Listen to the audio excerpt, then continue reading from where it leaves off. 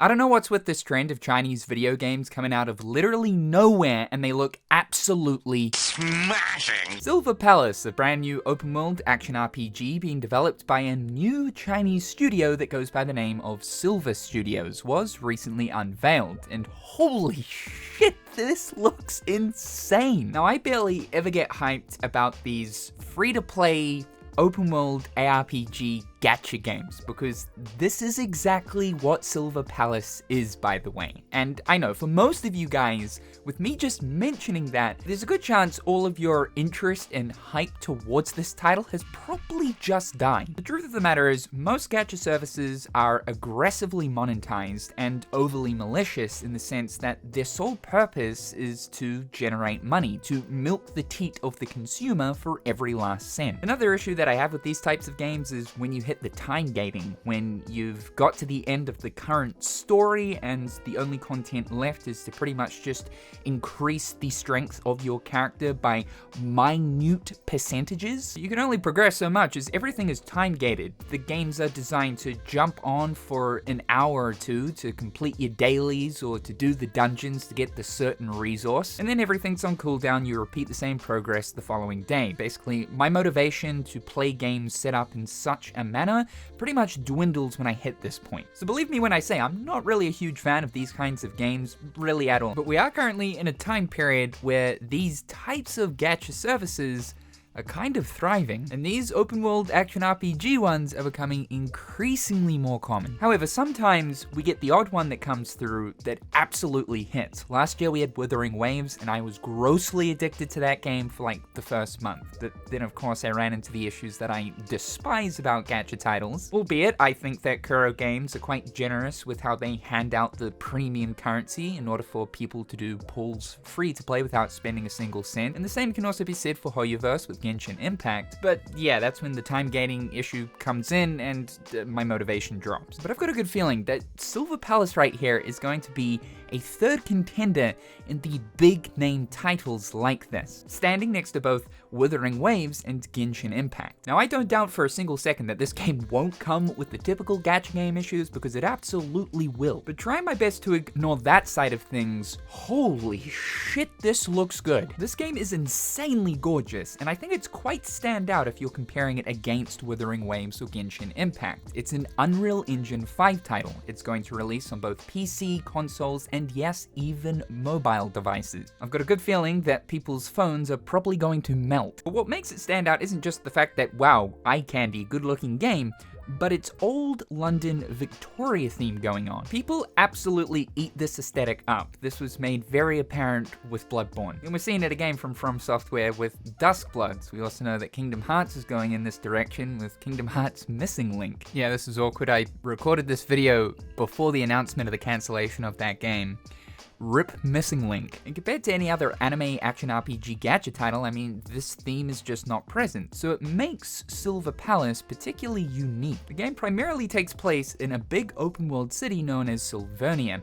Now, it doesn't appear that this world is absolutely massive, though naturally over time I can imagine that it will expand. But I think the focus here is the devs are sacrificing sheer scale of world for quality of world. Because this city looks rich in detail, and the actual world itself seems very lively. You can notice the different NPC characters walking around, doing certain things, people sitting outside of restaurants or cafes. Decorative elements of the city seem insanely high quality. I mean, it's just bizarre to see a gacha title like this looking as high quality as it is, especially coming from a studio that we've never heard of before. But definitely its most standout feature that sets it apart from other games like it is the fact that this has heavy detective elements attached to it. The main character here is known as simply just Detective. You can pick between a male or female version similar to Wuthering Waves. This is seemingly a core system of the game. You walk around, you investigate the city, you find clues towards the mission or case you're currently on. Silvernia is comprised of multiple different factions, whether it be crime syndicates, cults, the government itself, or corporate monopolies who seek to control certain aspects of the city. And it's your job as the detective to look into to the various conflicts that are happening throughout. So the city itself is likely to be set up as an actual gameplay system. You'll be constantly interacting with the environment to uncover clues and to progress your current case. Quite a unique feature that was shown off in the gameplay footage is the ability to be able to examine civilians and determine whether or not they're an enemy disguised as a human. Also, these divs are not slick. This is basically just the metaphor UI. It seems like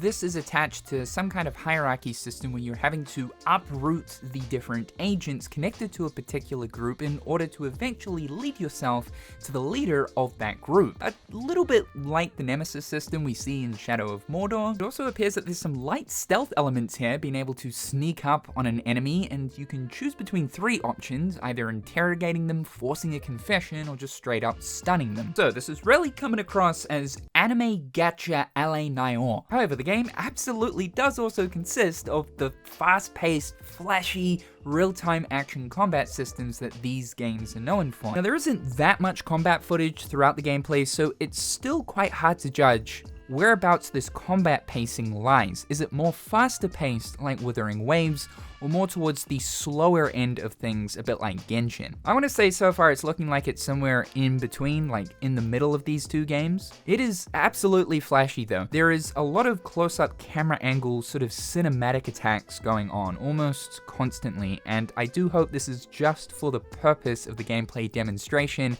and that this isn't happening all the time. We've got a strong emphasis here on parrying. This seems to be like one of the core parts of how the combat system works. Enemies have that classic stagger meter. This decreases as you deal damage or pull off parries. When it hits 0, you can pull off a flashy looking quick time event execution. We've got the typical elemental damage types and status effects that seem to be exclusive to each of the different characters. Dodging is here of course, though it seems like the emphasis is more focused on parrying rather than dodging. You didn't see any glimpse of a perfect dodge system. Characters have a special resource gauge meter that can be used to pull off their special attacks. So for instance, the main character, the detective here, has a gun that will consume the resource gauge. This character right here can pull off a special heal, and this character performs a shield charge. Just like Genshin or Wuthering Waves, yeah, there's real-time party switching. It looks like you can have a party of 4, where it seems like the detective absolutely needs to be a part of the party at all times. And it looks like you've got the party member combo chain going on, so while you're performing attacks, you're partway through a combo, or at the end of one, you can switch to another character and they'll zip into the battle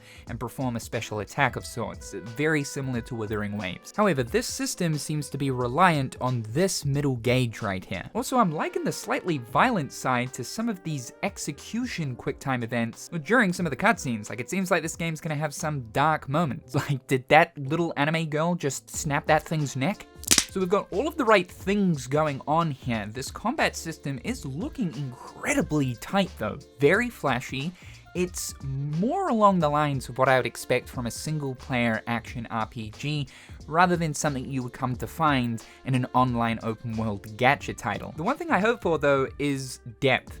We didn't really see a lot going on. It just seems kind of like QTE attacks and then basic combos and stuff like that. And looking at the inputs on the HUD, there's not really a lot going on. You got your basic attack and then your special ability that uses the resource meter. We didn't see any kind of aerial comboing or anything, so I do hope that the combat system is engaging enough with what it's currently got going on. Remember, this is an early look at the game. It's stated at the bottom of this footage. This is only the first preview of the game to give us an idea as to what the devs are trying to go for. Now, it looks like mounts are a big focus point here, which is kind of interesting because Wuthering Waves, Genshin Impact doesn't use mounts. Rather, traversal is done via gliders. So classic MMO type mounts are back, and it seems like they revolve around horses. It looks like each of the different mounts have different rarities attached to them with varying different performance stats. We also see a horseshoe system as well, which it looks like you can level this up. That will also affect the stats of the mount. There's a drift system here, which is totally insane, so you can drift your horse around the streets of Silvernia, and you can even fly, so you can traverse the city by flying through it. And the flying mechanics here look absolutely fantastic. There's a sense of momentum, so when you're sort of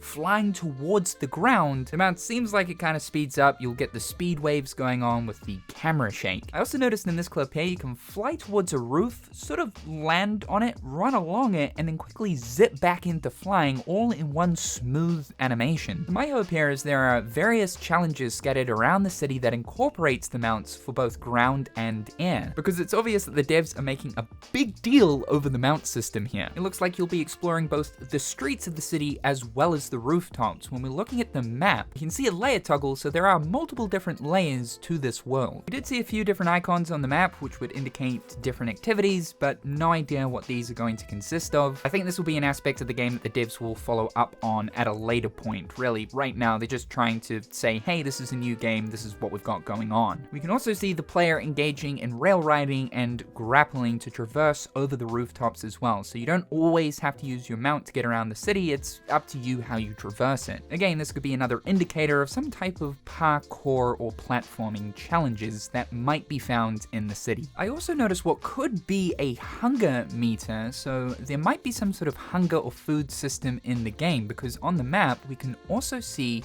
a little like food icon which might represent restaurants that you can go to dine. And while in combat, we can see underneath the player's health bar that there are icons that represent what is buffs, so maybe the food system here also provides various buffs for your characters too. And we may have also got a small glimpse of what could be a social system where you meet up with characters at these restaurants. One last core system that I did notice too is the ability to be able to purchase properties and businesses. Not sure how widespread this is, but you've got the option to be able to focus in on a building and it will give you information on that building and its current value and who owns it. It looks like the multiple factions all have ownership over these buildings, so maybe you play some role in affecting the economy throughout the city, and this in return can affect the standing of certain factions. Once you own a business, you can access a menu that lists all of your currently owned properties, and it looks like this system is attached to a time system where over a certain amount of time it produces resources or currencies that will obviously be used to strengthen or upgrade your characters. So I think that Silver Palace is particularly stand out, especially when we're sort of starting to drown in anime open world action RPG gacha games. Like it's kind of getting ridiculous. There are so many currently in development right now. So I do appreciate how the devs didn't just want to make another typical game like this, but rather incorporate a ton of features that have proved popular in other genres of video games to make it really stand out in the crowd. Right now, I know a lot of people have their eyes on this. It's been less than a week and the game's already got 700,000 pre-registrations. And again, I just can't get over how high quality this looks. Looking at like the cinematics and the cutscenes and stuff, the animation work here is simply fantastic. Personally, I think it's the best that I've seen a game like this offer. The characters and the enemies, while in some cases, you know, looking at the anime characters, a little bit cliche and typical, the enemies like this candle dude here, very cool. Now, obviously, if we're looking at the microtransaction side of things, there'll be a premium currency, no doubt, and that'll be used to buy different characters that get added to the game over time that you'll add to your party, a la Wuthering Waves, Genshin Impact. You know how this works. There'll likely also be some kind of weapon system or upgrade system where you can spend real money to buy the upgrades or buy certain weapon boxes and roll for them too. I think so long as the devs follow in the footsteps of Hoyoverse or Kuro games with their generosity towards handing out premium currency and the ability to pull free-to-play, along with fairly forgiving rates when it comes to the RNG side of the gacha mechanics, then Silver Palace right here is looking like a promising title in this space. It could very well stand alongside both Genshin and Wuthering. So be sure to drop your thoughts. I'm keen to know what people are thinking about this game, how they're feeling about it. Is this something that you'll be playing day one? Thank you so much for tuning into today's video, guys. Be sure to slap that like button. It helps me out more than you know. Subscribe to the channel to keep up with all things going on here. A big thank you to my wonderful patrons. I hope you're all having a fantastic day, and we'll talk again real soon.